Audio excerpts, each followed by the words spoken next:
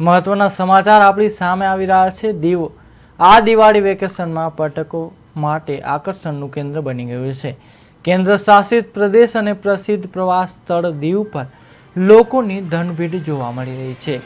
Nagoa beach, કિલ્લો, Khukri, મેમોરિયમ, church અને Chakratirth beach સહિતના પ્રવાસન સ્થળોએ સહેલાણીઓનો સૈલાબ છલકાયો છે।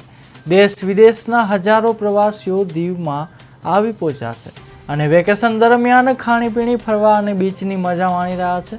સાસણ અને સોમનાથ જેવી લોકપ્રિય સ્થળોની સાથે હવે દીવ પણ ટુરિસ્ટના આકર્ષણનું મુખ્ય કેન્દ્ર બની ગયું છે। નવા વર્ષના આગમન સાથે દીવ પર પર્યટકોની ભીડમાં નોંધપાત્ર વધારો થયો છે। આ વેકેશન દરમિયાન બીચ પર સમય પસાર કરવા ઉપરાંત સ્થળની પ્રાકૃતિક સુંદરતા અને શાંતિનો લાભ ઉઠાવી રહ્યા છે। કેટલીક પ્રવાસી ટીમો લાભ પાંચમ સુધી દીવમાં રહેલી માટેના આ લોકપ્રિય સ્થળોની મુલાકાત લઈ નૂતન વર્ષના આરંભને યાદગાર બનાવી રહ્યું છે।